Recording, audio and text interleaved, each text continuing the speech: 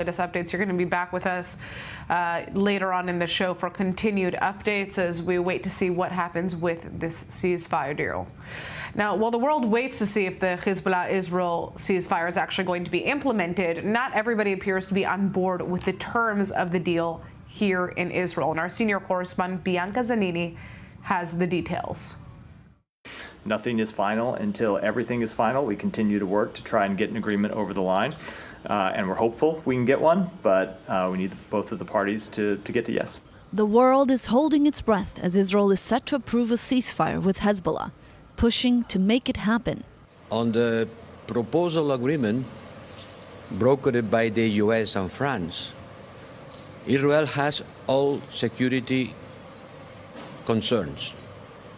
There is not an excuse for not implementing a ceasefire. But not everyone in Israel agrees.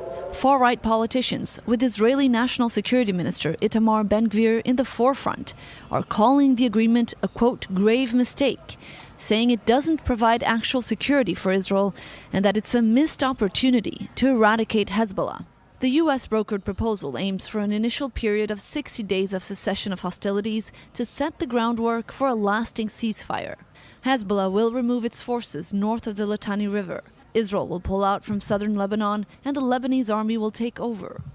There will be no Israeli-occupied buffer zone in southern Lebanon. The truce also includes a document that ensures Israel the right to attack Hezbollah operatives who come near the border, as well as stop any attempts by the group to rearm itself. And the U.S. will head a 5-country committee to monitor the implementation of the ceasefire. Part of this deal is withdrawing from every millimeter of southern Lebanon. And the question is, who is going to enforce that Hezbollah does not come back to within southern Lebanon over time, weeks, months, days, years, who knows? Their goal is still going to be the same.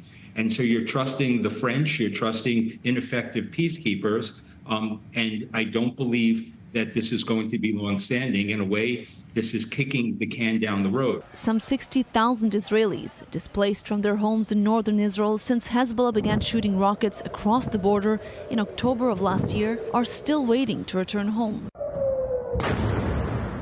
Fearing not just the rockets, but also another October 7th-like attack. Many residents are skeptical of the deal, saying they cannot return home just to have Hezbollah as neighbors. I was displaced from the Shomra community. We were evacuated to Nahariya, and unfortunately, the missiles are chasing us all the time. The situation is not good, and we cannot continue like this. I also don't understand how you can reach an agreement in the north with Hezbollah if the situation continues. Israel says it would not immediately call on residents in the north to return to their homes. Despite the concerns, the Israeli Security Cabinet is set to approve the deal today. Well, joining us now in the studio is the head of I-24 News' international channels, Ali Waked, former Israeli consul in Los Angeles, Yaki Dayan, and former peace negotiator under Israeli Prime Minister Ehud Barak, Gidi Greenstein, who is joining us on Zoom. All right, so I think the first question that everybody has here is whether or not the ceasefire is ultimately in the best interest of Israel at this point, because we're seeing a lot of anger, as you saw, in this piece right now from many Israelis who are residents of the north. And of course, the question that comes with that is why it's ultimately being implemented now. Yaki, would you like to begin? So the short answer is yes. I mean, it's a good deal. One thing is missing in this deal, which is a buffer zone. Some kind of a buffer zone that would keep the Hezbollah away from the border. Then I would say it's an ultimate deal. But still, having into consideration that Trump wants this war to be over, taking into consideration there is a fatigue by the reserve army, taking into consideration that the economy is suffering, and taking into consideration that you are running so many fronts simultaneously, I would say that taking into consideration all those elements, this is a good deal. Now, I'm interested to hear, Ali, your perspective on why this is happening right now. Why do you think the deal is set to be implemented at this point? I think the Lebanese public opinion, the truth is that Israel did not succeed in pushing people going down to the streets in Beirut and elsewhere in Lebanon to protest against this war. But at the end of the day, Hezbollah is part. We in Israel tend to present Hezbollah only as a proxy of Iran.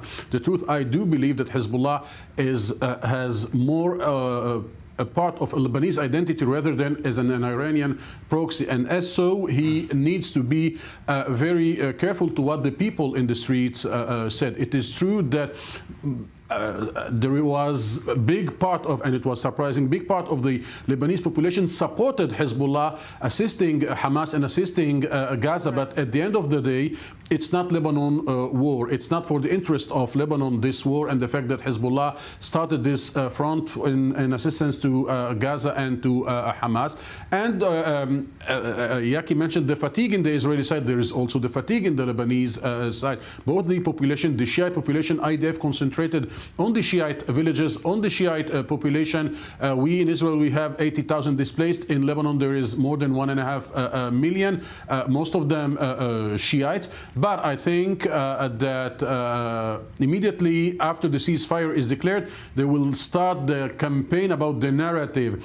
Who is the winning side in this battle? And of course, Hezbollah will mention the same reasons that Yaki mentioned as the reason for the ceasefire: the Israeli fatigue, the Israeli economy, the Israeli reserve, and the fact that it came in help to a Sunnite people, to the Palestinian people. And this is, in my opinion, despite all the destruction in Lebanon, and this is not the first time that we see this destruction in Lebanon. We saw it in the 70s, in the very first civil war, in the 80s, of course, in 2006. I think that Iran access in this war proved one thing, that the narrative that Israel and the West tried to market, and some Arab regime tried to market, like putting Iran as an axis of evil against moderate Arab countries and Israel, they showed that the Shiite actors, Hezbollah, the Houthis, the Iraqi groups, came to assist, to support, to help the Palestinian Sunnite people against the Israelis, against the American help, and against the complicity of itself. Yes. Just one point, Natasha. Okay. It would be very hard for the Hezbollah to claim victory, because the Hezbollah insisted all the time that those fronts, Gaza and Lebanon, are totally connected. And Nasrallah even said by himself that Hezbollah is not going to stop as long as the war in Gaza continuing. The fact that Israel managed to separate those two fronts, Gaza and Lebanon, that would make This is the biggest success of Israel and the biggest failure of Hezbollah, the fact that the two fronts are disconnected. Right. Yes. Okay. Well, I'd like to turn to Gidi, who's on Zoom right now. I mean, can we expect this deal to last after the first 2 months? Ultimately, we know that in past ceasefire deals, Hezbollah has violated, for example, Resolution 1701. That's, what we're seeing mentioned over and over again when it comes to this specific deal. So what can we expect in terms of how this is going to play out? First, I just want to mention that in terms of the UN Security Council Resolution 1701, there were violations on both sides. And part of it is that Israel flew over Lebanon all the time.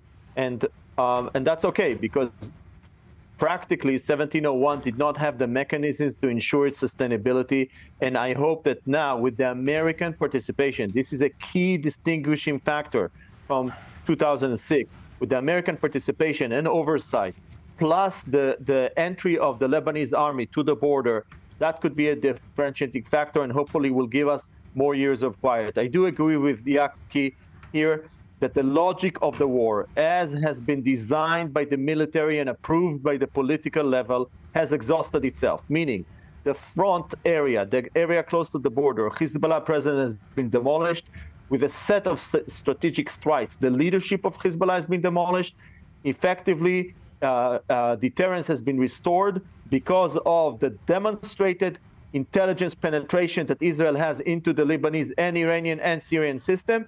Also, the capability of the Israeli public to withstand the pressure, and the offensive capabilities. So the offensive, the defensive, and the intelligence capabilities together, I see a major restoration of deterrence. I do want to say that in many ways, what we had in this war is one side overreaching, that's Hezbollah, and the other side actually totally consolidated, this is Israel, around its national interest. this in Lebanon was a war of absolutely no choice for Israel. It was our sovereign area was attacked, our civilian population was attacked. There was 100% legitimacy to the government to do what it did. And this is why the outcome of the war, and here I beg to disagree with Ali, the outcome of the war is decisive in Lebanon in Israel's favor at the moment. I do want to mention, Ali, right, and I think the question is, well, the question, of course, is how Hezbollah is going to present it either way, right? Because, you know, there's its own public that it's speaking to, and whether or not they're going to buy the fact that Hezbollah ultimately was able to come out of this. I just make comment, and Ali knows it as well. I have Lebanese friends, obviously not Shiite, mostly Christians, and involved with the Christian community, and they say that a lot of people are cheering for Israel. Lebanon is not unitary in this respect, and there's a lot of hope that the outcome of the war will be that the stronghold of Hezbollah on Lebanese politics that prevented the presidency and the government and essential reforms, that will be loosened, and Lebanon can move forward as a country to deal with its deep crisis. Right. All right. Well, actually, on that note, I'd like to turn next to our guest, David Daoud. He's a Hezbollah and Lebanon senior fellow at the Foundation for Defense of Democracy. So, you know, we heard what Ali had to say about, you know, how the Lebanese public has essentially been pushing Hezbollah towards a deal. But what have we been hearing right now within the past few days regarding this specific impending deal that is on the table? Thank you for having me on. I think most Lebanese would want this ceasefire deal. Hezbollah has been wanting a ceasefire deal since October 8th of 2023, if we're being honest. This isn't, however, this major victory that it's being presented as for the Israelis, and the Hezbollah will spin this as a victory. Those who think otherwise don't understand Hezbollah and don't understand the Lebanese street. Hezbollah has been shifting the narrative already for the past month to say that they've been withstanding. They've moved away from the support front to a full war with Israel. And they're going to say, look, we've been able to foil your objectives. You were not able to return your citizens to the north through purely military capabilities. You had to get a deal with us, and we were able to fire rockets up until the very end. Now, the decoupling, they could also, this gives them an off-ramp where they can say, well, as Lebanese, we listen to the orders of the Lebanese government. This could bolster their Lebanese bona fides and counter those who would say that they are a purely Iranian tool. Ali's absolutely right on this, that Hezbollah is not this alien entity. It's wrong to only listen to Christians, right? 85% of Shiites in Lebanon, according to Arab Barometer, support Hezbollah, right? So at once they are absolutely loyal to Iran, but at the same time, they are also 100% Lebanese. Does the Lebanese army, in your opinion, actually have the ability and the strength to keep Hezbollah out of southern Lebanon if this ceasefire deal is actually implemented? It's not a matter of strength, and I think here we missed the point. The United States has been missing the point for the better part of 18 years. We think it's a matter of a lack of capability. We strengthen the Lebanese army's capabilities. We give them the proper weapons. We give them the right numbers. They'll be able to do the job. It's a matter of will. Again, Hezbollah is not the PLO. You can't just put them on Beirut shores and the port and expel them to Tunisia. They have the support of at least 85% of Lebanon's largest demographic and its largest growing demographic, the Shiites. You try to move against them, you risk civil war. Irrespective of how many troops the LAF deploys to the border, irrespective of how much capabilities you build up, Lebanon is not going to risk civil war when it has quiet, right? There's an inducement that happens when there's war with Israel, but it artificially tilts the scales towards some kind of action against Hezbollah. Once you stop that war, what you have is, well, we get quiet if we leave Hezbollah alone, or we get civil war if we go after them. So that's going to be the calculus of the LAF, and I don't see them operating in any way differently than they've acted in the past 18 years. All right. I think the fact that Hezbollah has not yet used the ultimate card in rediscussing the whole political structure of Lebanon. Mr. Daoud know that the Taif agreement that gives the Shiite the minus part in the cake of the Lebanese power. Hezbollah can say, we are the largest community right now. Let's put every order on the table and let's divide the cake once again. And this is not yet played by Hezbollah. This is not played yet by the Shiites. and I think no one wants to reach that point. I think that we cannot, Hezbollah will not allow Lebanon to go into a civil war, because unfortunately, starting the minute after the ceasefire is declared, he will start rebuild itself and will start sending its troops to or its individuals to the south of Lebanon. I think that the ceasefire, it doesn't mean the end of conflict between Israel and Hezbollah, between Israel and Lebanon. And I think that even the buffer zone, because if you create this buffer zone, Mr. Dayan, Hezbollah is capable to shoot from Tripoli to Dimona, from the northest point in Lebanon to it's only the ground invasion. It's only, you are completely correct. I mean, regarding the missile, no doubt. I mean, buffer zone creating only for the safety of the Israeli population on the border to stop this option of ground invasion. But you know that not the Israeli economy, not the IDF manpower can allow this to happen. We have Gaza to deal with. The West Bank is really the next point to blow up, and Hezbollah and Iran knows it very well. And I guess that the next front, the next very hot front, will be very shortly the West Bank. All right, and I want to turn to this topic right now.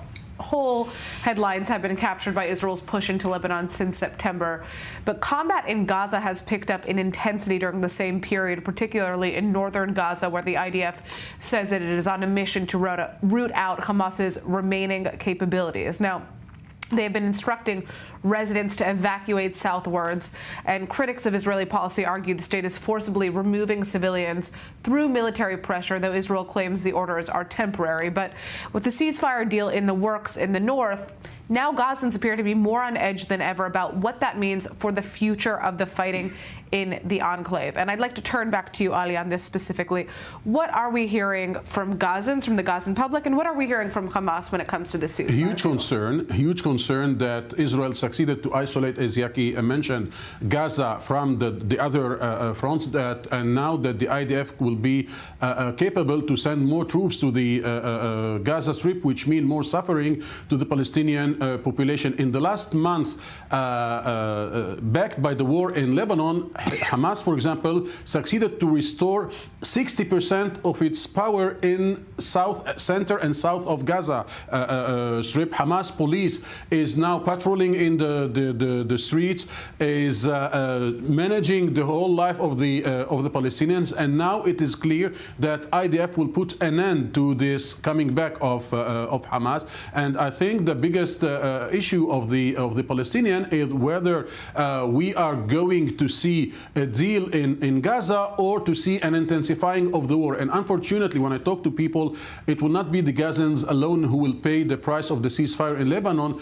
Hamas, I'm hearing that the Israeli hostages will be those also who will pay the price. This file will be in a very sensitive situation if the Israeli government will not push for a deal also in Gaza. And we know that the coalition calculations of Mr. Netanyahu do not help him to promote a deal right now in Gaza. I would surprise you here, Ali. I think that the main sticking point is not the demand of the Hamas to end the war. It's not even the replacement of Hamas administrative capabilities by someone else that we don't know who it is. I think, again, we are coming back to this buffer zone. This is the main sticking point, because the people that lives right on the border with Gaza understands that they cannot have right on the border Gazans that might eliminate them in a ground invasion. So Israel is determined to keep this perimeter, this buffer zone in Gaza, and I think that this is the main sticking point in reaching any hostage deal in the near future. Yes, but this buffer zone will not allow any Palestinian actor from the very moderate wing like Mohammed Dahlan. They want the sovereignty over the whole geography in Gaza to be ready to discuss an interim period in which they will be ruling the Gaza before preparing elections there or before uniting Gaza and the West Bank. So this is also a contradictory issue that Israel needs to deal with. On the security speaking, there must be this buffer zone. But this buffer zone will not allow Israel to find a Palestinian partner who will be ready to take control over the Gaza Strip. All right. Now, Ali, unfortunately, you have to leave the studio right now, even though there is more issues that I wanted to talk about, including the axis of resistance and essentially what this means in terms of where we're going to see the focus when it comes to support for Hamas. We're going to see more from Iraq and Yemen in the coming days if Hezbollah will really cease fire. Now, Gidi, I'd like to turn back to you. I didn't forget about you. I know you're still waiting to kind of contribute to this conversation on Zoom. You know, what we just mentioned right now is that Hamas has reportedly received assurance from Iran that the axis of resistance is still going to be providing some level of support to Gaza, but from Iraq and Yemen. But what could we actually expect that to look like? And what does that mean for the future of negotiations right now?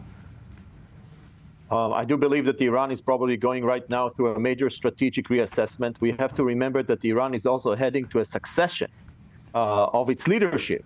Khamenei is very old, and they've already appointed his son. A succession is a very tender moment in the life of dictatorship and authoritarian regimes. So Iran has a lot of concerns. It's been exposed as basically its intelligence system has been breached. Israel has been able to take out the surface-to-air missiles around Tehran. A lot of issues to be concerned with, plus the system of proxies that was supposed to defend Iran turned out as a tool, as a vehicle to fight against Iran. So the Iranians have a lot of strategic homework to do. But I do want to go back to the conversation between Yaki and Ali. Look, there is a very simple, straightforward solution for Gaza. It's on the table since day one. The issue is that the government of Israel will not do it. And that is to re-extend the Oslo Accords to Gaza, to divide Gaza into areas A and B, to declare another interim period, to introduce an upgraded Palestinian Authority into Gaza, which will then allow the international community to come in and take Gaza over and manage the reconstruction and security over a few years period, during which inevitably there will be transition on the Palestinian side, because November 15, just a week ago, 10 days ago, was the 89th birthday of Mahmoud Abbas, Abu Mazen. Bottom line, we know exactly what needs to happen in Gaza. The issue is that the Israeli government has been speaking from both sides of its mouth, and there is no strategy. On one side, no, we will not take over Gaza. We're not chopping off parts of Gaza. There's not going to be resettlement. On the other side, clear policies in the direction of permanently holding Gaza and reinstituting settlements within Gaza.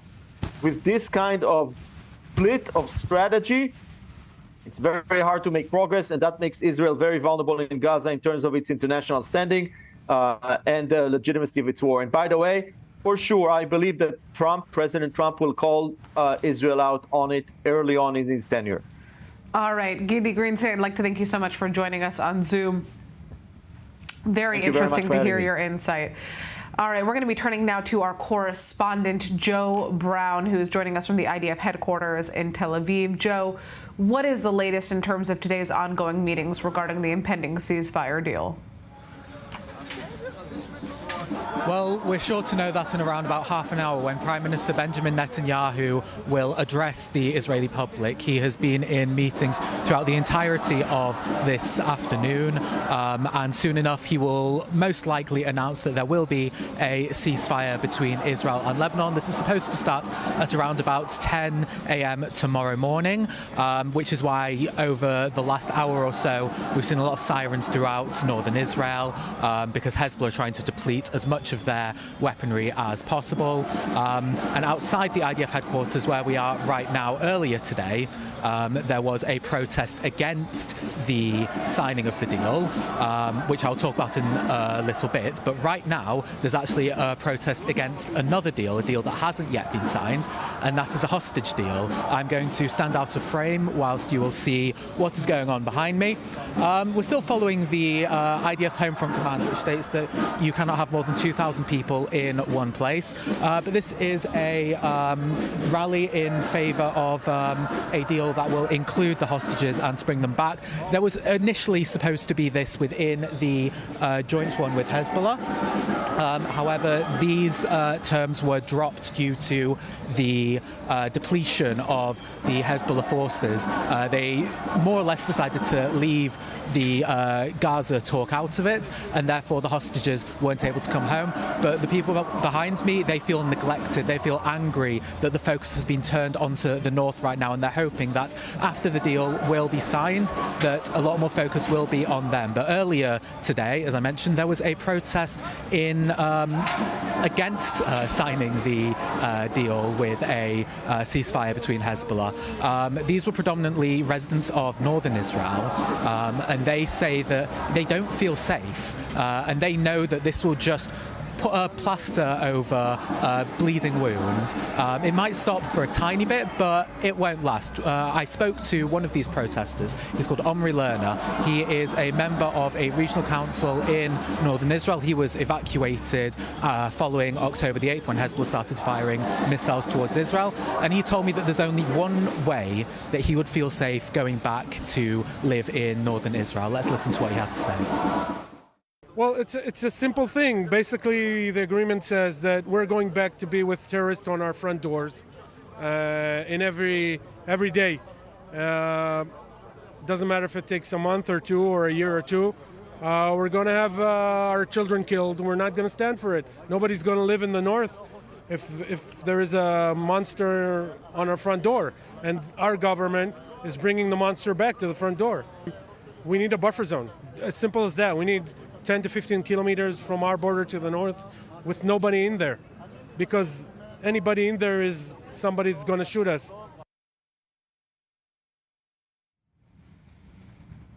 All right, Joe Brown joining us from the IDF headquarters in Tel Aviv. Thank you for that update. We are turning now to a very different story. The Israeli military has confirmed that it has been operating against Hezbollah's weapons smuggling unit in Syria to prevent Iranian arms from reaching the group in Lebanon. Now, this may not sound surprising. It's kind of been an open secret, but this marks the first time that the IDF has openly spoken about these operations. And joining us now is Omar Abu Layla. He's the executive director of Deir Ezor 24. So tell us about how Israel has been targeting Hezbollah's Unit 4400, which is tasked with delivering weapons from Iran and its proxies to Lebanon. Thank you so much for having me. You mentioned in your comment that no one's surprised that the Israelis able to target any targets inside Lebanon, Syria, Iraq, anywhere, even in Yemen. So no one's surprised with the ability of the Israelis to destroy this unit exactly, because this is the most important unit in Hezbollah, especially after a couple of months of this war or conflict between Hezbollah and Israel. Hezbollah used the strategy to use this unit and other cells, let's call them, who moving between Syria and Iraq and other capitals to bring weapons and support Hezbollah against Israel. And we witnessed not only what happened with this unit, how the Israelis destroyed it. We witnessed just a couple of hours ago, the Israelis hit also another cell of Hezbollah inside Syria and Homs. And every day we hear about these strikes. So this is not the first time. And the Israelis could announce it anytime, so we are also not surprised about this. Why is the IDF speaking out about this now, in your opinion? Does it have anything to do with the impending ceasefire deal that we now see being discussed all over the media? I personally don't think so. It relates to the ceasefire or any coming soon announcement related to a ceasefire, because if we just look what the Israelis did against Hezbollah and other militia in the region in the past weeks, months, they already assassinated the top leaders of Hezbollah, the top leaders of Radwan unit force, the top leaders of other militia or units inside Hezbollah and other militia. So the announcement of the Israelis in this time, I do believe it's not related to the ceasefire. It's a message sent to Hezbollah. Even if the ceasefire happened, we're going to target you in Syria, in Iraq, and anywhere. And also a message to Bashar al-Assad, again, for the millionth time from the Israelis, you cannot involve in this conflict or to support these militia against us. with the ceasefire, without it. So we are going to keep targeting these objects in everywhere. How much damage has the IDF actually made to Hezbollah's smuggling routes between Syria and Lebanon? And just how expansive are these routes? It's a lot to explain it easily. If we look in the past months, how Hezbollah was acting against Israel from the front, especially the last 3 months, we see they increased their attacks against Israel only when they receive huge strikes. And the huge strikes is not only inside Lebanon, in Syria, in Damascus, in Homs, even in the northeast Syria sometimes. So Israel damaged already or destroyed most of the important of these lines, supply lines from Syria to Hezbollah, and also sent many messages again to Bashar al-Assad that these lines, we are going to cut it. We are going to stop it because we know how much Hezbollah relying or depending on the support from you, and we are going to cut this route. And this damage already affect or impact Hezbollah directly. That's why we see them today exactly why they are about to agree for the ceasefire and why they are going back 10 kilometers behind the Litani river. All right, Omar, I'd like to thank you so much for joining us with that insight. Very interesting to hear your take on, the decision for the IDF to speak out about this. Now, we're going to be turning to Jordan now, where Israel is ramping up efforts to secure its border with the country following recent attacks and concerns over growing smuggling networks. The Defense Ministry has now announced the start of detailed planning for a new border fence, a project that has been debated for over a decade. And here the story. Israel is launching detailed engineering planning for a high-tech fence along the border with Jordan to prevent infiltrations and smuggling and potential attacks. The proposed fence would span the entire 309-kilometer or 192-mile border, incorporating advanced sensors and surveillance systems. Defense Minister Israel Katz argues the country cannot lose this campaign against the establishment of an Eastern Front by Iran. The renewed push for the fence gained urgency after a September attack at the Allenby Bridge crossing, separating Israel and Jordan, where 3 Israelis were killed by a Jordanian infiltrator, and an October incident near the Dead Sea that left 2 Israeli soldiers wounded and 2 Jordanian attackers killed. There is an aging fence along the border with Jordan that has long been a hotspot for gun and drug smuggling, with officials estimating tens of thousands of weapons crossing into Israel over the past decade. These weapons are blamed for rising violence in Arab communities in Israel and attacks on civilians and soldiers in the West Bank.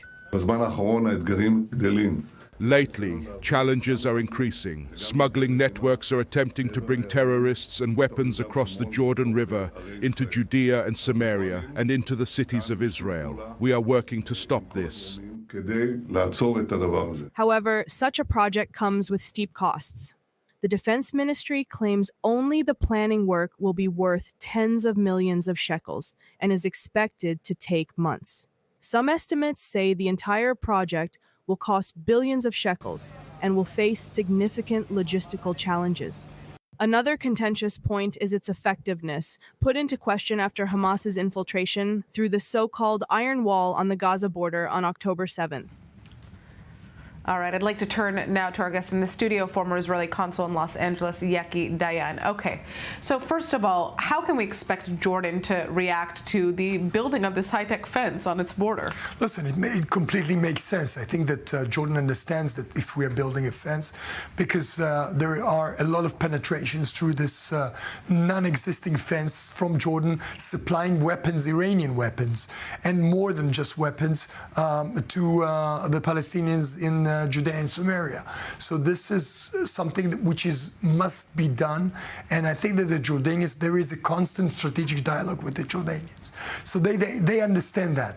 But one thing that should be emphasized, especially after October 7th, is that high-tech and fences are not enough. Of course, that was going to bring me to the next question. Obviously, the high-tech fence that was built along the Gaza border and was highly touted by the Israeli administration did not seem to work very well last year. to put it nicely. So what is going to be different this time around? So it's not enough. And I think that there is an understanding in Israel that it's not enough. But if there is something which is lacking now in Israel is soldiers. So there is an understanding that you have to build a special brigade just to secure the border between Jordan and Israel. This is a common sense now in the army, and there are plans to do that. The only problem is that we are lacking soldiers. So the understanding is that yes, a high-tech fence, that's one issue that is completely needed, but also it has to be backed by Israeli soldiers, by boots on the ground. All right. We're going to be turning now to a very different topic here. Well, thank you, Yaki, for joining us. Thank you for having me, Natasha. About all we're going to be doing with you tonight. Even though Azerbaijan has become increasingly aligned with the West, it appears that it's now taking steps to recalibrate its relationship with Iran through a series of joint military exercises. And our correspondent, Robert Swift, has the details. Iran and its northern neighbour, Azerbaijan, are conducting shared military drills this week, resetting an often troubled relationship.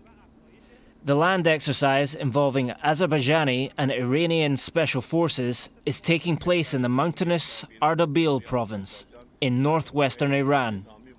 A statement from Iran's Islamic Revolutionary Guard Corps said the 4 days training would boost bilateral cooperation and border security.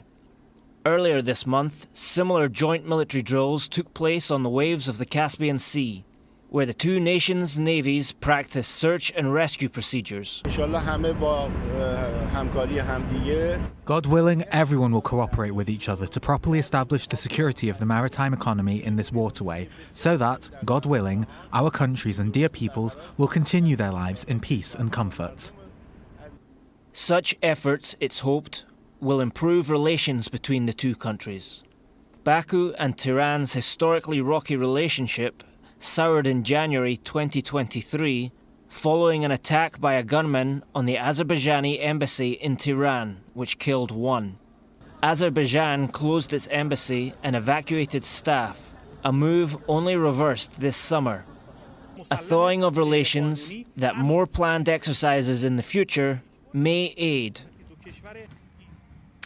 Well, it looks like Russia is making moves to deepen its influence in Afghanistan. According to Russian news outlets, Sergei Shoigu, the secretary of Russia's powerful Security Council, told Afghanistan's Taliban leaders this week that Moscow wants to help achieve a durable peace in the country, but also said that the U.S. should play a leading role in rebuilding Afghanistan, given its many years of military involvement in the country.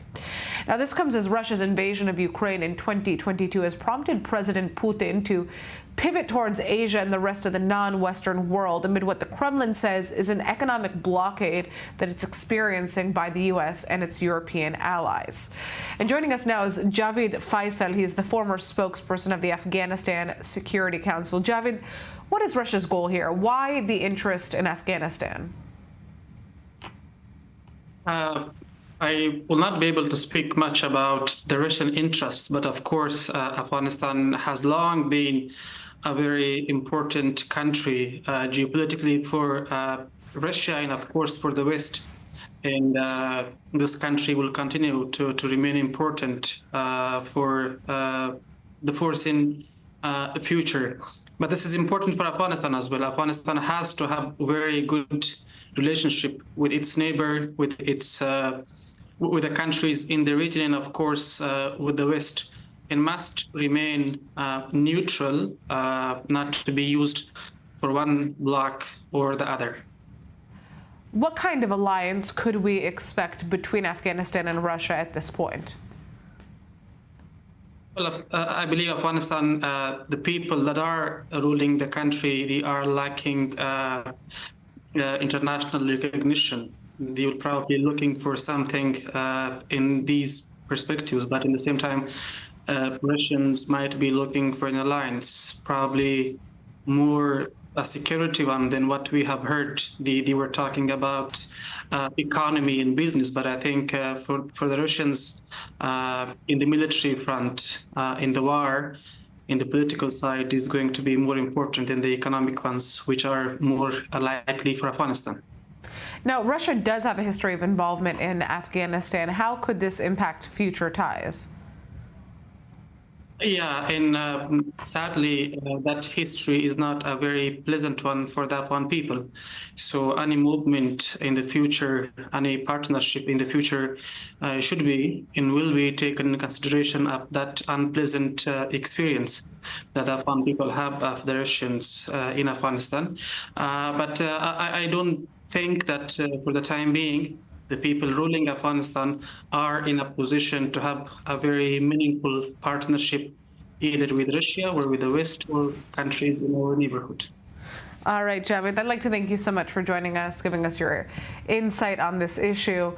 We're turning now to Libya, where Libyan military forces say that they've detained over 300 migrants who were crossing the desert and trying to make it to the shores of the Mediterranean.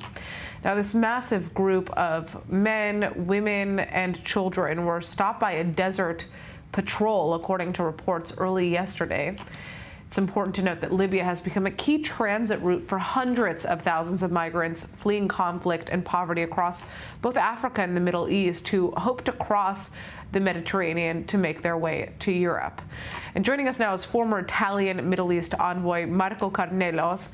Marcos, tell us about the migrant crisis and how it has been affecting Libya. I mean, how many people actually pass through the country yearly? Well, it's quite difficult to say because there are not reliable statistics. It's affecting the country very much because, there's no central government. There are conflicting tribes and warlords. We estimate that there are about 700,000 migrants coming from nearby countries, mainly Niger, Chad, Sudan, Egypt. And it's a huge task for Libya because, as we all know, there's not an effective governance in the country that can focus on this problem. Furthermore, the conflict in the Middle East, in Gaza and Lebanon, is reducing the spotlight on the migrant crisis in the Mediterranean. We are all much more concerned a possible wave of refugees from Lebanon, Syria, and so on. And Italy remains highly committed on the migrant crisis in the Mediterranean because, as we all know, it's the main place where the migrants coming from Northern Africa are going to arrive in order to put their foot on the Italian soil, and from the Italian soil go elsewhere inside the European Union. Right.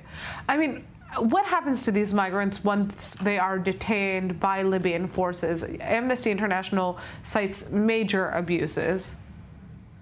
Yes, that's correct. And it's not only Amnesty International, there's also the United Nations High Commissioner for Refugees that is emphasizing that the migrants were, when they are in Libya, are subject to abuse, torture, starvation, and basically it's very inhumane treatment that has created a lot of concern. This is a story going on since years. It's not something recent, as the latest problems you just raised at the beginning of your transmission. What is being done to address this issue, if anything?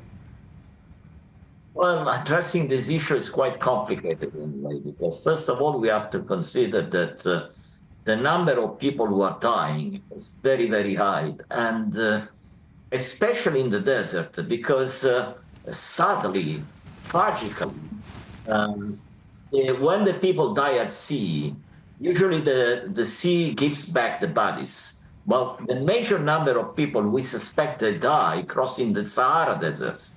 And when the people die in the desert and sun bury them. So in order to have an estimate, it's very difficult. At the moment, only Italy is actively involved. There's a plan by the Meloni government to resettle the migrants in Albania. But this plan is very costly and has also been challenged by the Italian juridical authorities on legal terms. So at the moment, it's stuck.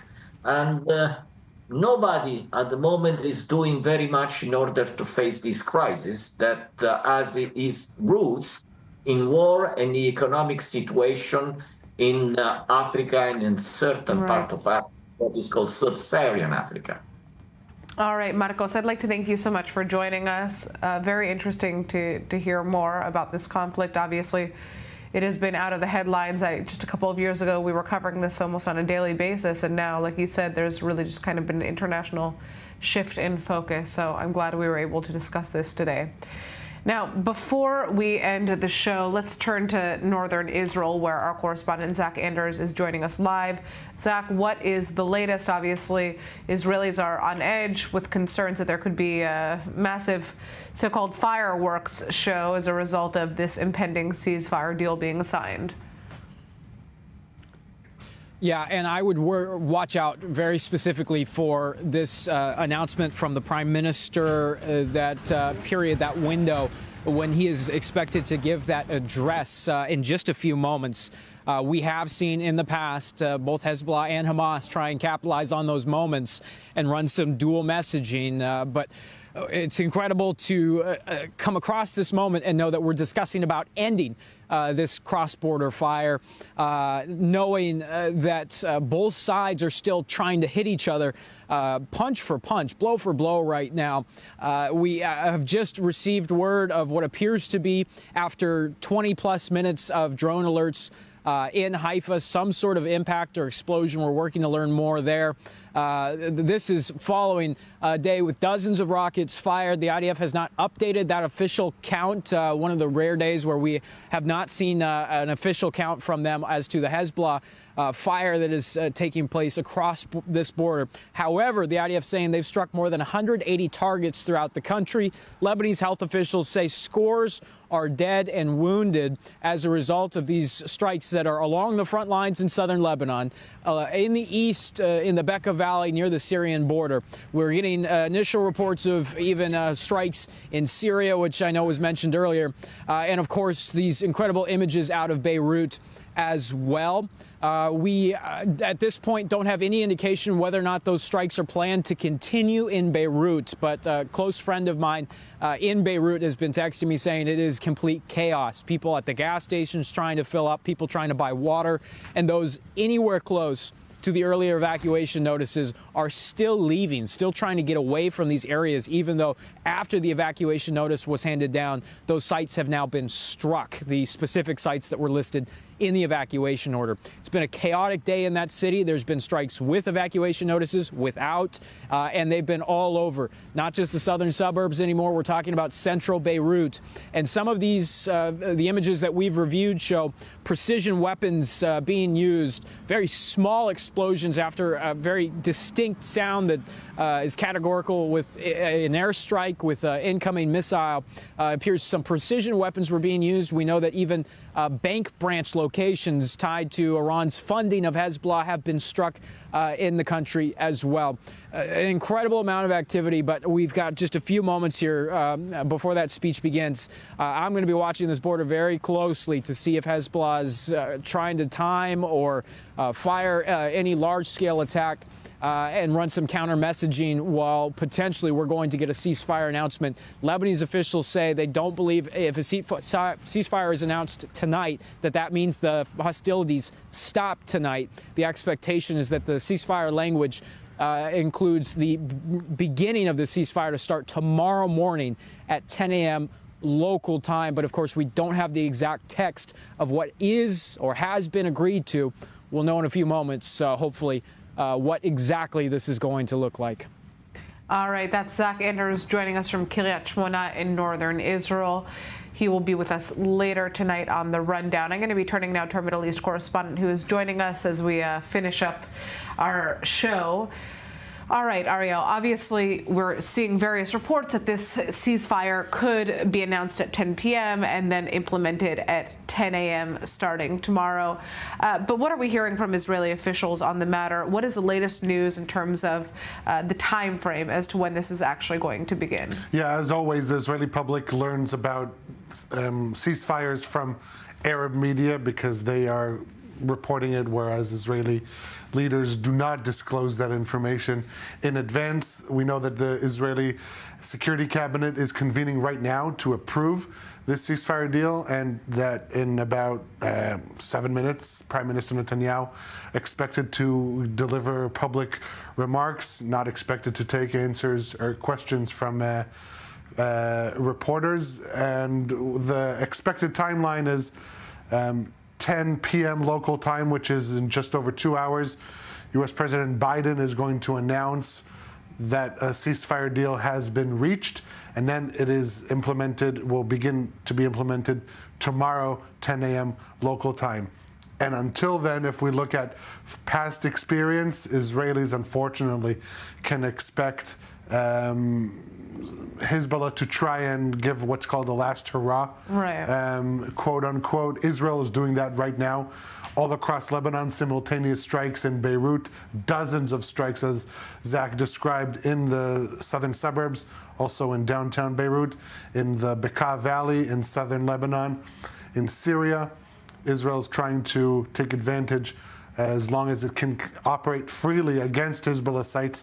It is doing that. The real challenge for Israel in its ongoing war against Hezbollah will be once a ceasefire agreement is put in place. Yeah. The test will be on the Lebanese army, whether they dismantle Hezbollah infrastructure that is spread all across southern Lebanon, and if they stand up against Hezbollah in its attempts to reestablish its footing in southern Lebanon, rearm itself. Those are going to be the big tests. What Israel is saying is that if Israel does identify such activity on the part of Hezbollah and the Lebanese army fails to act against it, then it will maintain freedom of operation to counter that. Right. Of course, we're seeing these reports that there's going to be some kind of side letter written by the United States guaranteeing Israel the right to act militarily if need be. But obviously, we're going to have to wait and see when this deal is actually implemented to really see the full scale of the details, because obviously these are all mainly reports for now.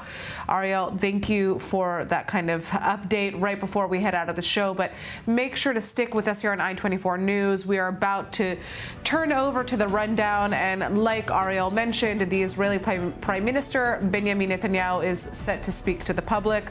He won't be taking questions from the press, but he certainly seems to be planning to address the impending news about this ceasefire deal and is going to try to sell it to the public. I'm Natasha Kirchuk. This is Middle East Now. We'll see you next time.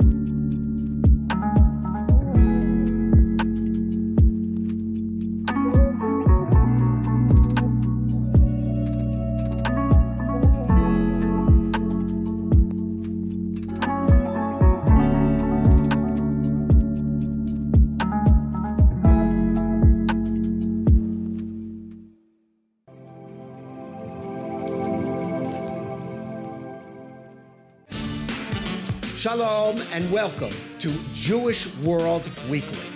I'm Caleb Ben David, and each week we're going to bring you the latest from the Jewish world, from politics to religion, entertainment to the latest trends, and everything in between. Join me each week as we explore the global Jewish diaspora. Don't miss Jewish World Weekly only on I-24 News. Want to stay on top of the news no matter where you are? Introducing i24 News' brand new news website. On our website, you'll find all the latest articles, interviews, and live broadcasts. Everything you need to know right at your fingertips, whenever you want it. So what are you waiting for? Download the i24 News app today. Shalom. ¿Qué me trae por aquí? La necesidad impostergable de 600 millones de hispanoparlantes que ahora necesitan escuchar el mensaje judío e israelí en tiempos difíciles. ¿Cómo lograrlo? Cuento con ustedes para continuar llevando a lo más alto del mundo mediático una inquebrantable diplomacia pública al servicio de la verdad sin concesión alguna.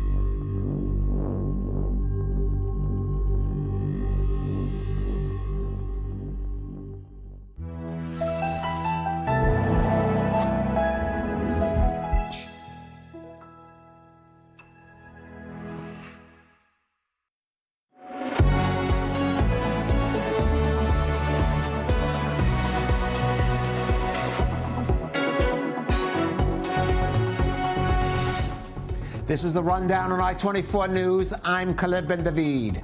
Israel and Hezbollah are heading for a ceasefire. Prime Minister Benjamin Netanyahu will address the nation in just a few moments. We will bring you that live. An official announcement from all parties is expected in 2 hours' time at 10 p.m. local time. This after Israel's Security Cabinet reportedly approved the agreement this evening. The ceasefire is set to go in effect tomorrow, Wednesday, at 10 a.m. in the morning, and to last at least 60 days, during which both Israel and Hezbollah will cease their air attacks. Hezbollah will pull its forces back from the border to north of the Litani River, and the IDF will withdraw its troops from Lebanon. Lebanese army troops will then deploy in South Lebanon and work with the existing UN forces to prevent Hezbollah from redeploying along the border. The agreement also reportedly includes an addendum that ensures Israel the right to attack Hezbollah operatives who come near the border, as well as to stop any attempts by the group to rearm itself. And the United States, which mediated the deal between the Israeli and Lebanese governments, will head a 5-country committee to monitor the implementation of the ceasefire. It is hoped the 2-month lull in fighting will lead to a permanent truce that will provide enough of a feeling of security to enable the over 60,000 Israelis who were displaced from their homes in northern Israel since Hezbollah began shooting rockets across the border in October of last year to finally return to their homes. Now, the ceasefire deal comes just as Israeli troops had reached the Litani River, the point some 18 miles north of the border, which is designated as the line that is supposed to be the demarcation point beyond which Hezbollah forces cannot go further south. Also today, the IDF pounded Hezbollah targets in and around Beirut, perhaps getting in its last big shots before this truce takes effect. Our Middle East correspondent Ariel Osran has more in this report on what may be the last day of fighting in the war in the north. With an expected ceasefire in Lebanon hours away, the IDF said its forces reached the Litani River for the first time since it evacuated its self-declared security zone in southern Lebanon in the year 2000. The river is the farthest point in southern Lebanon since the ground operation began in September, and also the line behind which Hezbollah forces are to retreat under the proposed agreement. Israeli commando forces also raided the Saluki area for the first time, where they located hundreds of weapons, underground infrastructure, and dozens of ready-to-fire rocket launchers. מתחם של אמל"ח של חיזבאללה שהותר על ידי לוחמי יחידת אגוז, הנה חצובת שיגור, כאן שיגור, עשרות פצמ"רים שאותרו חלקם Troops from the IDF's Eastern Division seized control of abandoned Lebanese army posts and planted Israeli flags, while vowing to continue as deep as necessary. Meanwhile, the IDF launched extensive airstrikes on Hezbollah sites and financial facilities in Beirut, not only in the southern suburbs. More than 25 sites were struck following evacuation warnings. In northern Israel, rocket sirens blared throughout Tuesday, triggered by Hezbollah rocket and drone strikes. 2 elderly people and a soldier were seriously injured in the attacks. Lebanese media reported that the ceasefire is expected to be announced on Tuesday night and will take effect on Wednesday morning at 10 a.m. local time. Until then, the IDF Homefront Command issued new restrictions in several areas of northern Israel. There's concern that Hezbollah will take advantage of the final hours to ramp up rocket attacks before a ceasefire comes into effect.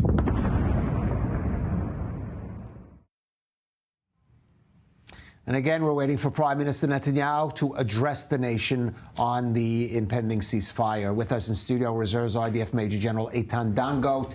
He's the former military secretary to 3 Israeli defense ministers, former coordinator of government activities in the Palestinian territories, and our Middle East correspondent Ariel Osseron. Eitan, IDF troops have reached the Litani River, which had been their target. They've pounded Beirut in a way we haven't seen since the Second Lebanon War, some two decades ago. Is this the time for an agreement? Is this the right agreement to provide security, especially for northern residents? From the military point of view, I think that the IDF and the other security services succeed to bring the opportunities to the decision makers, I mean the Israeli cabinet on this kind of policy, to create an agreement, and with the military achievements, they bring the opportunities to create another achievements. But this agreement has a lot of holes. It's a very important agreement, especially the timing when we are entering to the winter, how we are going to continue in this kind of activities.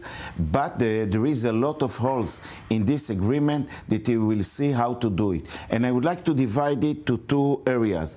On the areas of Lebanon, I think that United States, France missed opportunity to change what's going in Lebanon from the kind of entity. I mean, this was opportunity while Hezbollah is the most weakest situation since the last 20 years. I think that is opportunity to bring another kind of infrastructure of leadership in Lebanon that will present a new way or a new responsibility from Lebanon as a country to decide who will be the president and the things that Hezbollah put his hands on it on the past. And in my opinion, for now, it has been missed. Secondly, Lebanese army. A lot of words about the Lebanese army that will have to prevent all this kind of opportunities of Hezbollah to rebuild again its infrastructure and activities. I think this is a joke, because Lebanese army is not exist as a strong army. Even I can assess that is weak than a police arm. But from the Israeli point, what is on the Israelis' end is how to react about situation while we have information and identify activities by Hezbollah to come to rebuild again is infrastructure near the fence or on the depth of Lebanon of producing arms again or smuggling arms from Syria or from the sea. I think that the react from Israel will be the first important thing, and this is in our hand.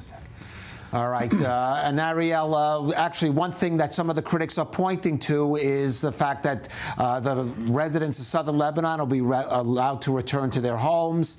Some say that is an invitation for Hezbollah to, again, maybe try to do it a little more discreetly, simply rearm itself back on the border area as it has in the past. Well, look, a significant amount of those residents of southern Lebanon are Hezbollah operatives themselves. Exactly.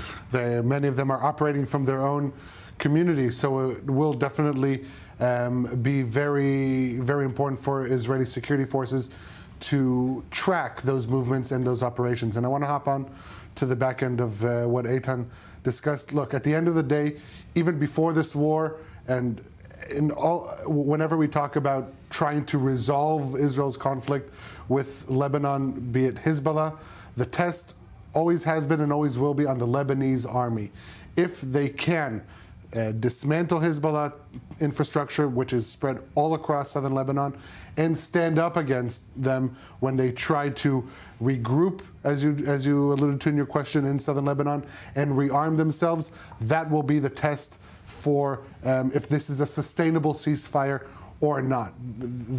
This current agreement is giving them that chance to reassert their sovereignty over their country. It's not Israel that is undermining the sovereignty of the Lebanese government, but it's Hezbollah that does it on a daily basis. And so if the Lebanese army manages to achieve those two goals, then Israel will not have to operate, and this will be a sustainable solution to this conflict. But I share the apprehension of my colleague here that the Lebanese army will not be successful in achieving those goals, and then that will be the test for Israel, because until now, up until October 7th, it lived with the reality of terror groups increasing their stockpiles and planning attacks against Israel along its borders without operating. Now Israel is saying, in a post-October 7th reality, things have changed. It's not the same reality, and so Israel is saying that it will take upon itself to thwart these activities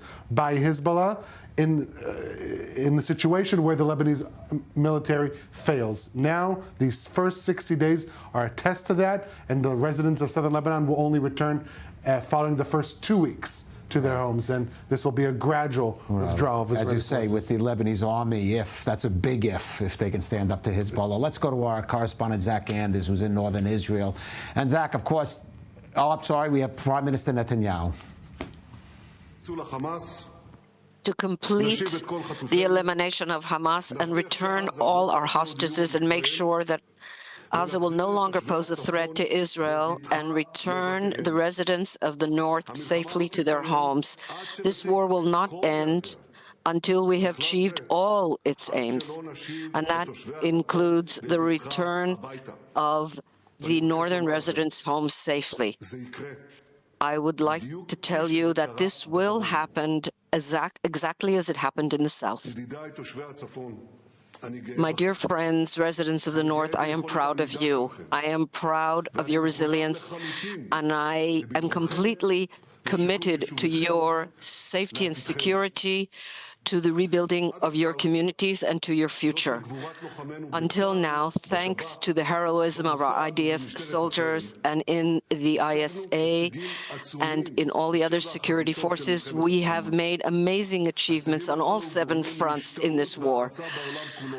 This is causing amazement throughout the world, and Israel's strength is being radiated throughout the Middle East. We have just attacked the head of the octopus in Iran. We have destroyed its ability to fire missiles and a significant component of its nuclear program. I am determined to do whatever it takes in order to prevent Iran from achieving nuclear weapons. This threat is always my first priority, and this is even more so today when we hear the repeated declarations of Iran's leaders to arm themselves with nuclear weapons. For me, the removal of that threat is the most important mission and task in order to assure the future and security of the State of Israel. And in Gaza, We killed 20,000 terrorists. We eliminated Sinwar and Def and others, and we returned 124 of our hostages. We are committed to return the 101 that are left in Gaza, the living and those that are no longer living, and to put an end to the terrible suffering of their families. And we are, of course, committed to complete the destruction of Hamas. In Judea and Samaria, we have eliminated hundreds of terrorists and terrorist infrastructures, and we are working everywhere that there is terror. In Yemen, we attacked the Houthis, what the international coalition did not do before that. In Iraq, we prevented and continue to halt attacks of unmanned aerial vehicles. And in Syria, we are systematically preventing the efforts of Iran and Hezbollah to bring weapons through Syria to Hezbollah. Assad is playing with fire. And now the seventh front, Lebanon. Hezbollah has chose to attack us from there on October 8th. A year has gone by. It is not the same Hezbollah anymore. We have moved it back dozens of years. We eliminated Nasrallah and the Axis. We killed all the leaders of the organization. We destroyed most of its rockets and missiles, thousands of terrorists, and the underground infrastructures of terror which were built over many years. We attacked strategic targets throughout Lebanon, and we destroyed many terror towers in the Dakhya in Beirut. My fellow Israelis, just a few months ago, all this would have sounded like science fiction, but it's not. We did it. And I would like to tell you, at any given moment during this war, I look at all the fronts at the same time. That is what I did when I decided at the beginning of the war to focus on Gaza and not to open a second front in the north with Lebanon. That's what I did a few months ago when the conditions were ripe to fight in the north. And then we targeted Hezbollah. The same was true for the missile attack on Iran when we carefully chose the timing and nature of the attack. And that is what I am doing today to do. I am looking at all the fronts at the same time.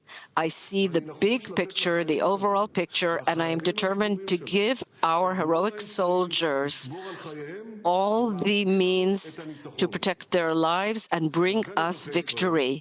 And therefore, my fellow Israelis, this evening I will bring for the endorsement of the cabinet a ceasefire in Lebanon. The length of the ceasefire depends on what will happen in Lebanon. And we will maintain full freedom of movement in military terms. If Hezbollah tries to rearm, we will attack. If it tries to renew terror attacks near the border, we will attack. If it sends terrorists or brings in a truck with missiles, we will attack. I hear the complaints that if we enter a ceasefire, we won't be able to attack or renew the war. I'd like to remind you, this is exactly what was said when we had the ceasefire in Gaza in order to release hostages. People said we would not renew the fighting, but we did. And how? I am told Hezbollah will sit quietly for a year or two, regroup, and then it will attack us again. But Hezbollah will be violating the ceasefire not only if it fires at us, but also if it just seeks to arm itself to fire in the future. We will respond forcefully to any violation. I know that there are those who don't believe that we will indeed do that, but many did not believe that we would enter with ground forces to Gaza, that we would enter Shifa and Khan Yunis, and we did. They didn't believe that in face of the huge international pressure, we would enter Rafah and the Philadelphia route. We entered and we attacked. And how? There were many who did not believe we would attack in Lebanon. and we attacked there too. And we attacked extremely powerfully and in a sophisticated manner that amazed the whole world. And after all that, perhaps it's time to start believing, to believe our determination, to believe in our path, in our commitment to victory. So why have a ceasefire now? There are three main reasons why. The first, to focus on the Iranian threat. And I will not expand on that. The second reason, to refresh the forces and resupply. And I say it openly, it's no secret. There were delays, serious delays in the supply of weapons and munitions. And that delay will soon be opened up. We will be able to equip ourselves with advanced weaponry that will protect our soldiers and give us additional strength to complete our mission. And a third reason, to disconnect the arena and isolate Hamas. Since the first day, Hamas relied on Hezbollah to be on its side. But when Hezbollah is out of the picture, Hamas remains all alone. And we will increase our pressure, and that will enable us to fulfill the holy mission of releasing the hostages. My fellow Israelis, in the past year, we have turned the tables completely around. We attacked on 7 fronts, and we fought back. We are changing the face of the Middle East. And we are doing all this thanks to our heroes, our heroic soldiers, and thanks to your resilience, and thanks to the management of the war. I have said many times, a good agreement is an agreement that is enforced, and we will enforce it. With God's help, we will establish the security, we will make the North flourish again, and we will continue again until victory. All right, well, we just heard Prime Minister Benjamin Netanyahu, without going into the details of the agreement that is said is soon going to be voted on in the Security Cabinet, provided a justification for why his government, or why he is supporting the ceasefire agreement at this time. Your reaction, Eitan? I would like to pay for 2 points from Netanyahu's speech. First of all, I think that he added in this speech a new goal. He said about Gaza that the goal is the oblige of Israel to destroy Hamas. And the issue was not to destroy Hamas. The goal was to release the hostages, and secondly, a big damage to Hamas as an organization. And what he said now is not have a meeting point with release of the hostages. He will have to decide what will be first and what he has to do for it. Secondly, I think the issue of Iran, that he pay attention, that he centralized on Iran and he cannot bring more information about it, this is a question mark. What does he mean by it over the fact that Trump is coming to the White House? And the third is a big message to Biden that they didn't supply the munitions for Israel as it was requested, and it has a lot of impact on the way Israel offensive way on Lebanon and Hamas. All right, a parting shot to President Biden. Let's go to our correspondent Zach Anders in northern Israel. And Zach, we just heard Prime Minister Netanyahu. The question is, there in northern Israel, those residents there are going to be convinced by that enough to maybe come back to their homes, especially, of course, seeing even what's going on even today, maybe could be at least the last day of fighting for at least 2 months. That's right, Kalev. We have received an update from the IDF. They're telling us approximately 65 rockets fired into Gaza, or into Israel today from Lebanon. When in that we have within the last hour what appears to be explosions in Haifa. This was after more than 20 minutes of consecutive drone alerts. We're still working to understand the full scope there, but from the National Ambulance Service, Magen David Adom, it does not appear that we're getting any initial reports of casualties in Haifa from those drones. The one thing I want to zone in on, focus from what we've just heard from the Prime Minister, freedom of movement with ground forces. I believe that we have that correctly here based on that statement. That's a major key element to this full complex situation, knowing that IDF ground forces traditionally in previous ceasefires, like the one we saw in Gaza back in November, largely held their positions, still had the ability to move from those positions, of course, in and out of the Gaza Strip, and those ground forces remained in those areas, but were not actively expanding, weren't actively making gains. This, as I'm reading it, freedom of movement, we're going to have to, I think, wait and see what exactly that means, especially with the harsh language that we saw him use right after that statement, saying that if Hezbollah is attempting to rearm themselves, if Hezbollah is moving rocket launchers into position, we will strike them, we will hit them if they are violating this ceasefire. How does that play into freedom of movement? Are IDF ground forces going to freeze their positions? Are they still going to be able to make gains inside Lebanon? We'll have to wait for the exact text. We're hearing some really thunderous booms coming down. We're in Kiryat Shmona at the moment. The activity above us has not stopped throughout the night. We still are getting reports. A close colleague of mine in Beirut says it's still chaos in the city right now, people trying to get gas, buy water and bread, and that people are still fleeing from those areas that had evacuation notices some 3 hours ago now. So some very intense scenes there, and it sounds like, based on what text I've just received, that drones are still overhead in the skies of Beirut right now. I have not seen, I'd be interested if you guys have caught whether or not this is going. Back to you guys. All right, Zach Anders there in northern Israel.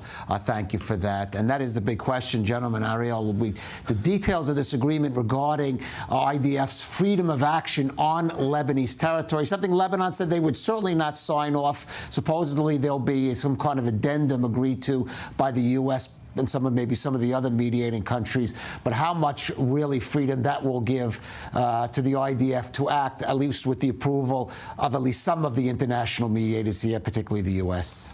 Yeah, it will take time until Israel does operate, because there's a new mechanism being introduced in this agreement of this multinational committee that will discuss violations.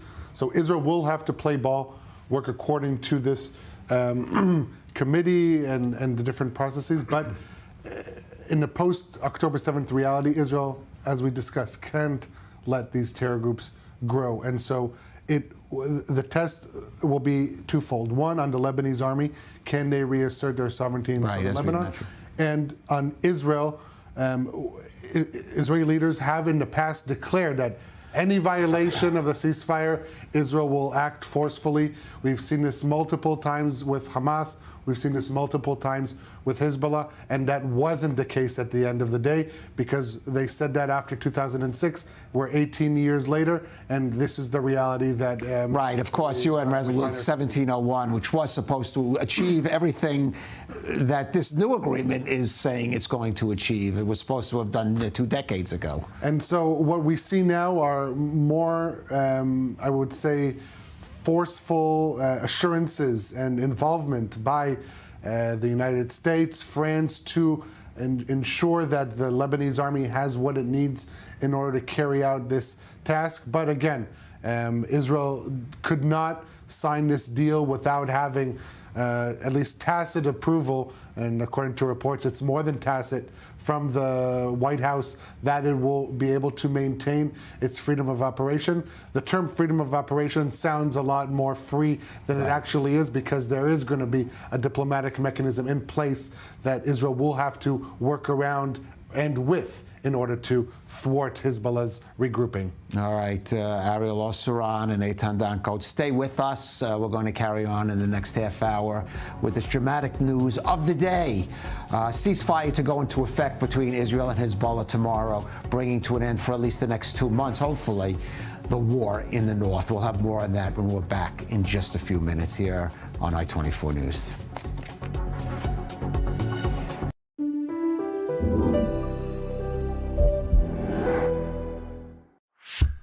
You live in Israel or you are preparing for your Aliyah? Congratulations. You have a smartphone? Perfect. Download the Olim app for free and discover everything we have to offer. Booking medical and administrative appointments, bills paying, debt verification, instant translation, contractor recommendation, request tracking, and much more. And if you can't manage it on your own, our team speaks your language and assists you with all your procedures in Israel, starting from 199 shekels per month, unlimited and for the whole family. Don't hesitate any longer. Download the app or contact us.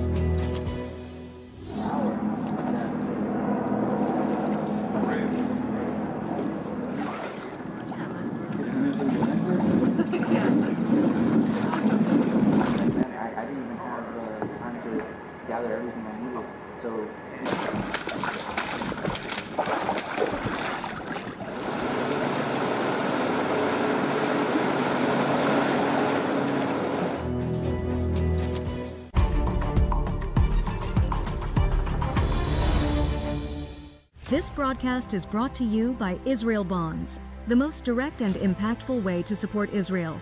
Invest now at israelbonds.com.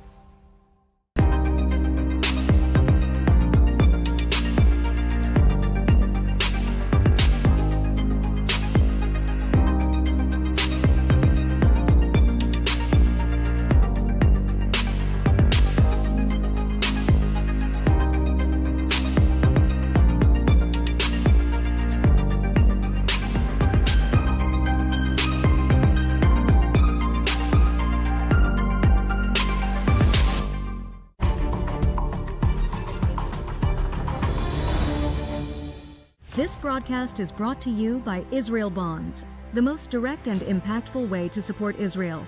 Invest now at israelbonds.com.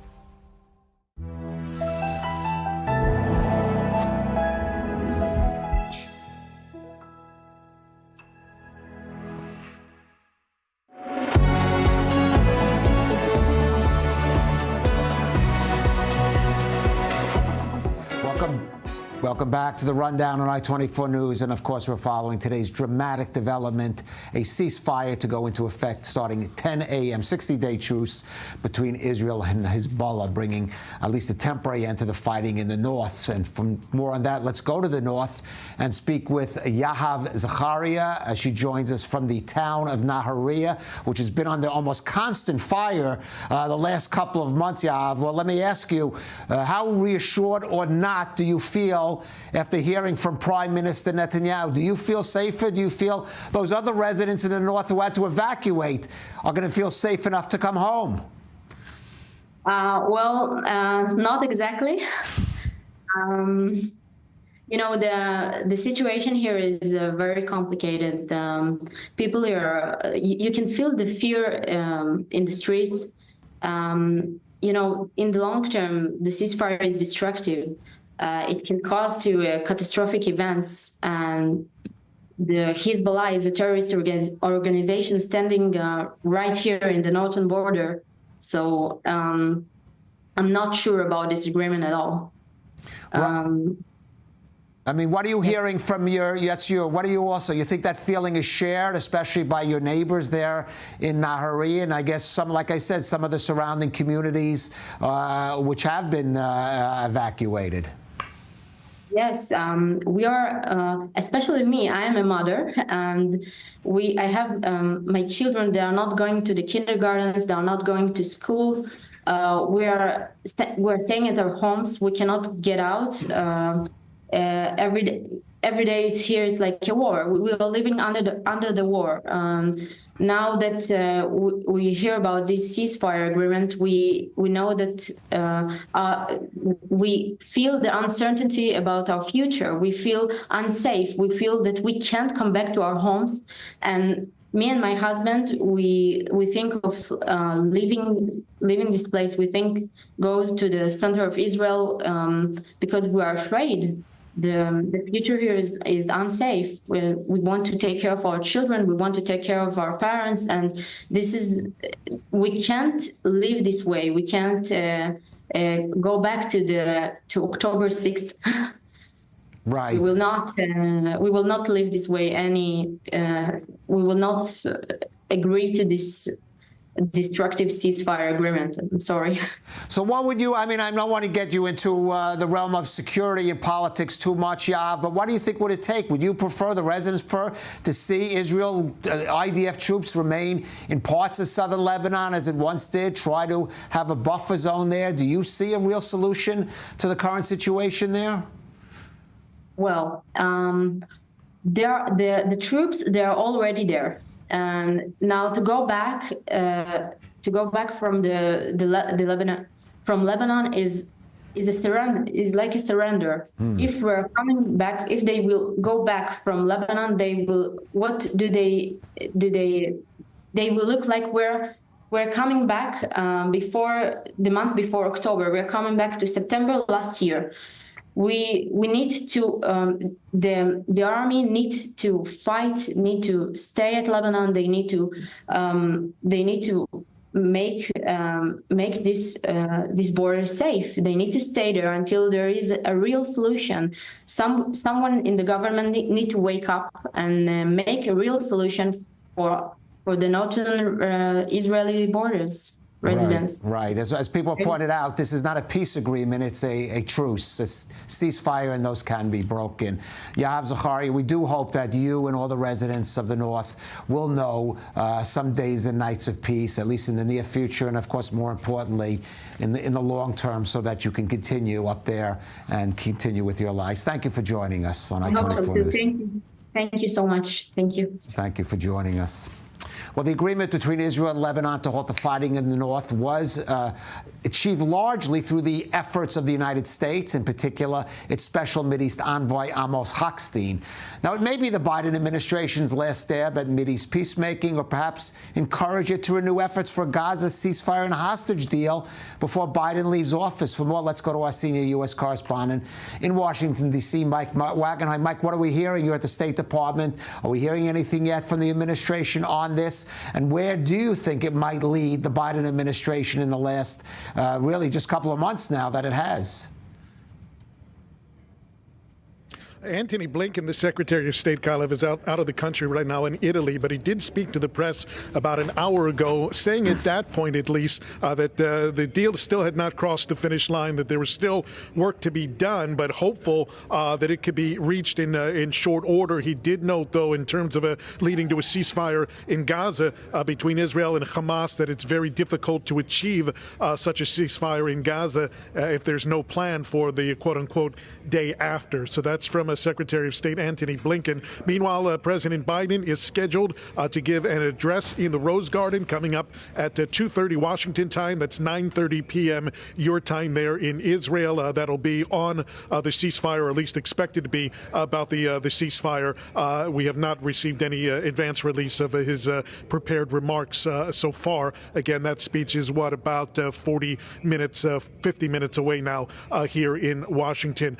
But it's important to note, the turnaround that we've seen in the effort here from the American administration. Remember, the laser focus for almost a year was on achieving a ceasefire in Gaza first. That, according to the theory, was supposed to have a domino effect on the rest of the region. But after the assassination of Nasrallah back in September and the degradation of Hezbollah in southern Lebanon and the Israeli military incursions there, it started to change the tune here of the Biden administration. If they could only get a ceasefire or a halt in the hostilities in southern Lebanon vis-a-vis Israel and Hezbollah, then it could lead to a potential ceasefire in Gaza. And I think that'll be the focus, assuming this deal between Israel and Hezbollah gets across the finish line. Now all attention will turn in the final couple of months here to trying to get something done in Gaza. But there are many, many more obstacles to achieving that than there is between Israel and Hezbollah. Who are you negotiating with at this point? Where are the hostages? Can they even be located? How many are still alive at this point? Time is obviously ticking in any number of realms, but I think the Biden administration will focus all of their efforts in the region on trying to get that done here over the next 2 months. And still they say that they're trying to coordinate with the Trump administration and utilizing the resources of both in trying to achieve a ceasefire and a hostage release deal in Gaza. But still, as of an hour ago, Blinken saying this one in southern Lebanon, still not a done deal yet. Right, Mike, I want to get your reaction to one comment that Prime Minister Netanyahu made, somewhat striking. He specifically blamed what he called a holdup in arms shipments to Israel as being a factor in delaying some of its military efforts in Lebanon and perhaps in Gaza, blaming, it seems, the Biden administration, though he didn't name it, and then talked about maybe a change in attitude coming in Washington once the Trump administration comes into power, again, implying that pretty implicitly, if not saying it explicitly. Your reaction? It can be looked at in two different ways. Number one, Prime Minister Netanyahu has been known, and he takes pride in not capitulating in any way to any sort of American threats, any sort of American obstacles that are put in the way. This has been his mantra for years now. I'm the only one who can stand up against the American administration, whoever's in office at the time, Obama, Biden, whoever.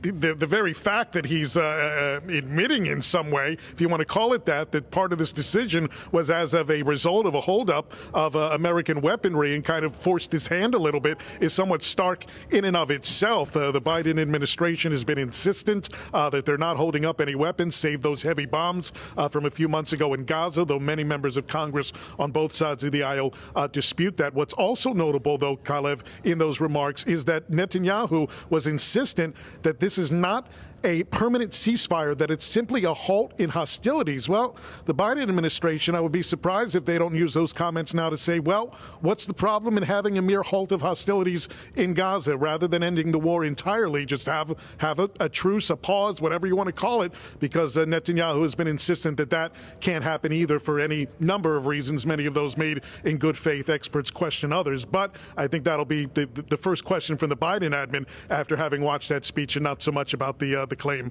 about the weapons holdup. All right, Mike Wagenheim there at the State Department of Washington. Thank you for that. And Ariel, though, Prime Minister Netanyahu did not offer any details about this agreement. Some details seem to be emerging, at least from the side of Lebanese media. Yeah, throughout the day, all reports, all indications as to the time frame.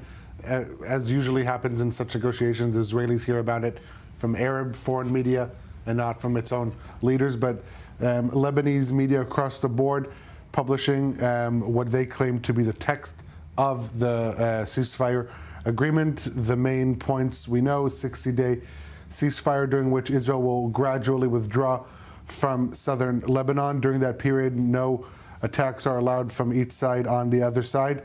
Saying an interesting point that commitments do not deny Israel or Lebanon's right to self-defense. So that is enshrined in the agreement itself, not only based on a side letter that has been discussed from the Americans. Only the Lebanese army is authorized to carry weapons in the south. Establishment of a committee to discuss the enforcement of the commitments, dismantling of unauthorized weapons manufacturing facilities. The Lebanese army will deploy across the entire border.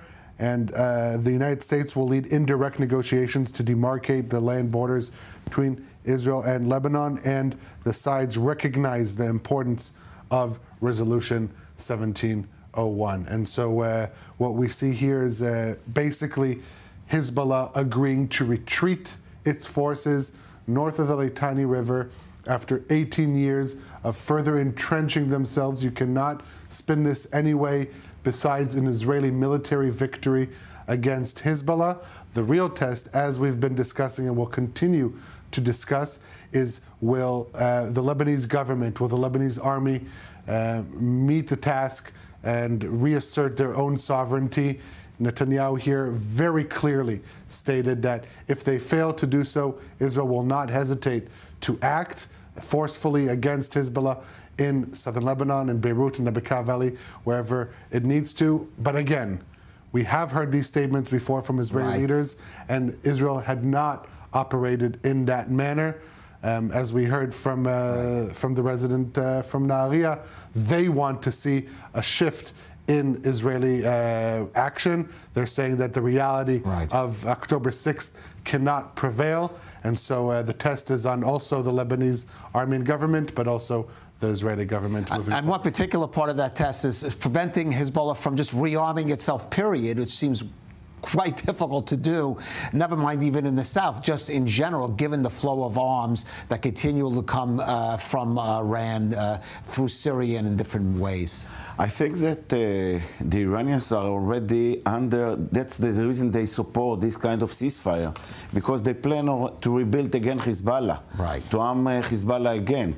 And what does it mean? That the only key or the only point that can prevent it is the Israeli policy by itself. And because, as I told you, the Lebanese army is not built for such a mission. To build it for such a mission, you need, at least from my military knowledge, 1 to 2 years in the best way you can rebuild a new Lebanese army. Secondly, UNIFIL, which already failed in the previous mission and on its own. The only thing will be the way Israel will coordinate with the United States concerning some circumstances about these kind of things. And on the other end, the local situation in Lebanon will bring Iran and Hezbollah to think deeply when they are going to start this kind of process, because they would like to bring back the population to the south of Lebanon. 1.2 million people are not in their homes. Secondly, they would like to build again the villages and to build the infrastructures based on the buildings and the underground. Maybe they will try it. So in my opinion, it has a chance to keep quiet at least between 6 to 1 year in this kind of circumstances, but Israel will fulfill its own policy, and it's a test for Bibi Netanyahu, not by words, but by things, to whether he's going to change his policy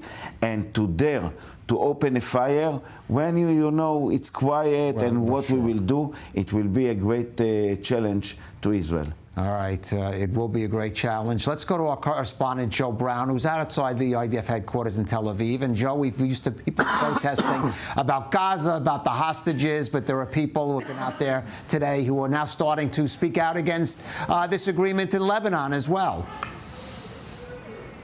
Yes, it was a day of 2 protests. There was one protest against a deal that was being signed, and then there was one protest against a deal that's not being signed. So starting off at the beginning of the afternoon, we saw a protest from residents of northern Israel against the deal, which was at that time being discussed in the IDF headquarters, not that far away from them.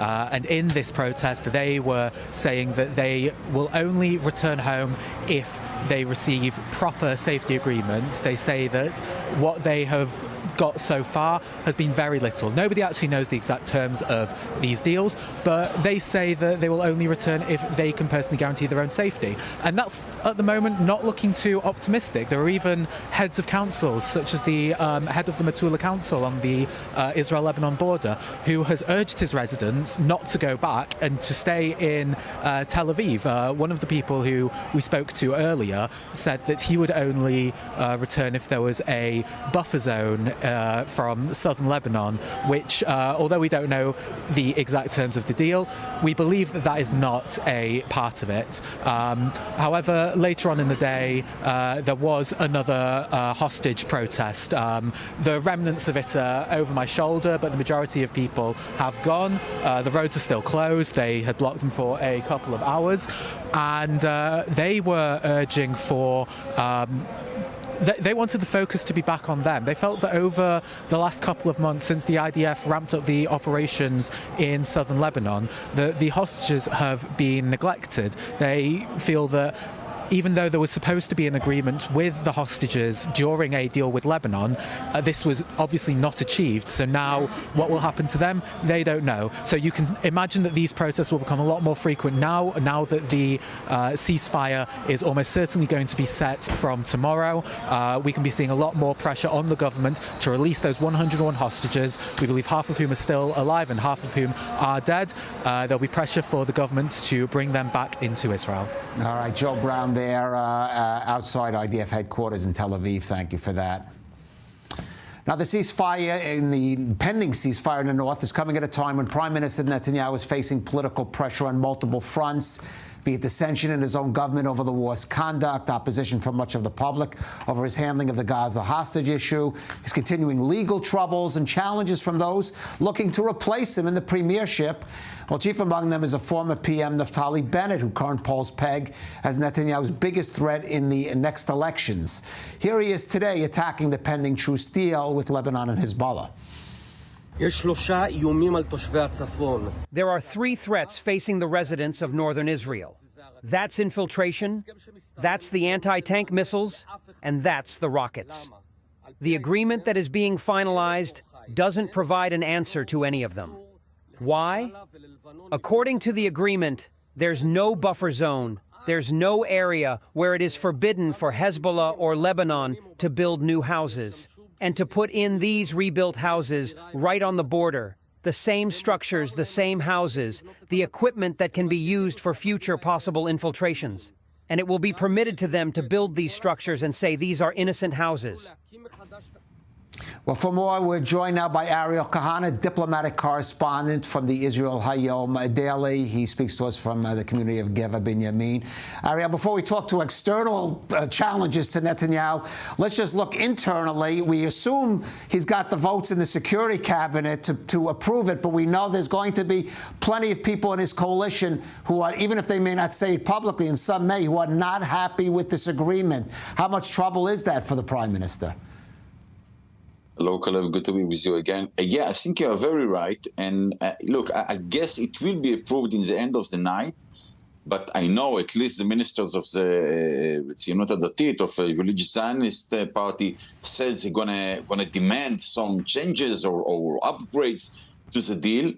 But on top of that, Kalev, this is far from being a good deal for Israel. And I think Netanyahu knows it. I suppose you had his statement to the Israeli public. It is very far from being a good deal, and that's why I guess in the cabinet meeting, and it's not just politics. Sometimes there is substance. I guess that would be the reason why at least some of the ministers will have tough questions. And let's see how this night is going to end. And will it really be approved in the end of this evening? Well, you do raise a question, Ariel. Then if it's not a good deal, and why would Benjamin Netanyahu, a man who prides himself on being what we call a security hardliner, would agree to move ahead with it? Is this pressure from the U.S., concern about pressure not just from the outgoing administration, perhaps from the incoming Trump administration as well? Why is Benjamin Netanyahu taking this, you call it a security risk, others may differ, but it's certainly a political risk?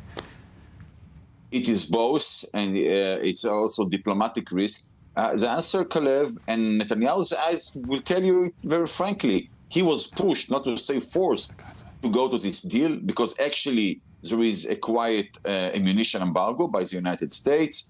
There is a threat, that's what they say, that there will be a Security Council resolution without an American veto. Netanyahu doesn't want to reach that point.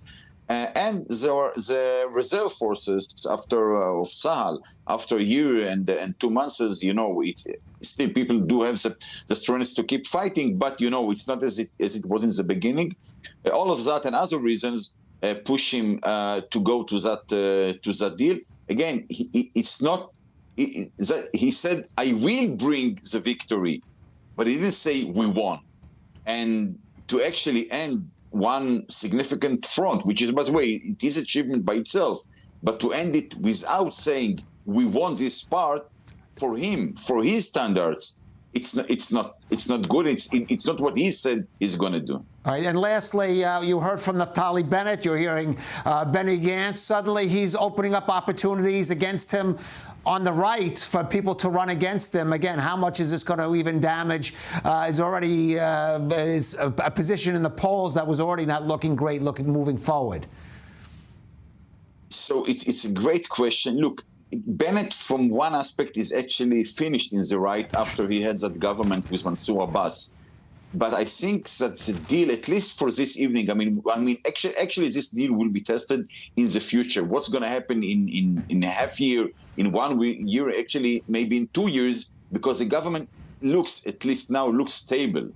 If the deal will succeed, if the people who live in the north will really come back to their homes and will feel safe, so I guess it will be for Netanyahu to overcome this political obstacle. But if the agreement will fail, so Netanyahu will be in a problem, because you are right, Netanyahu always put himself for decades as, let's call it, the king of the right side of the political map. If the deal will fail, he wouldn't be able to say that anymore, and that might open back an opportunity for Naftali Bennett from the right side of the political map. But on top of that, the deal today, last sentence, the deal today, you can see different reactions from, let's say, it breaks the regular political lines. That's what I wanted to say. Yes, it does certainly seem to in this kind of reaction. And again, it's unusual position for Prime Minister Benjamin Netanyahu. Ariel Kahaner of the Israel Hayom Daily, thank you for that. Thank you, Kalev. Bye-bye. I do want to note there was an announcement by the IDF of another fatality in the fighting in the Gaza Strip. That was Sergeant Tamir Otham, who was 21, a soldier in the Nachshon Brigade. From Yasif village. From the north. Is a place of where he was brought up. And it was on the north of Gaza. And this shows you, I think, a cynic way what's going in Gaza. Because I tell you my opinion, I just heard Ariel, and I respect very much Ariel as a professional journalist, but you know, all the reasons that Bibi Netanyahu used for the North, why he's going to agreement in the North, the same reasons, with the fact of release of hostages, could be used already and can be used now in Gaza. I cannot understand why he's taking a risk in the North, while he will be on a readiness to renew its military activity, and he's not making the same thing actually, in Gaza. Mike Wagenheim... And this is the point. We are in a political situation which is covering a military and a country problem, and this is now the priority. And I think the fact that Bibi Netanyahu is not changing his policy towards Gaza, it's only because political reasons. Because in the north, you have how to do it, as we said, for the United States, for the new president. On the south, it means problems, as Ariel said, for the Israeli stability government. But this is damage to the Israeli nation. You can release the hostages, and there will be, Hamas is very weak, and if you would like later, you can renew all your activities with much more power. Today you are obliged where you are where you are going to attack, because of the places that you know there is opportunity, the hostages will be there. And that will be a point that the Israeli population will have to decide what to do in the future. Well, we'll see if there is a period of quiet in the next 2 months, whether that will lead to some kind of different, how that will impact the discussion on Gaza as well in the course of the war. I want to thank Eitan Dangot, Ariel Osran for joining us. And again, tomorrow, 10 a.m., if the deal is finalized tonight, the war in the north will, at least the guns will go silent, at least potentially for 60 days. Thank you for joining us on this broadcast.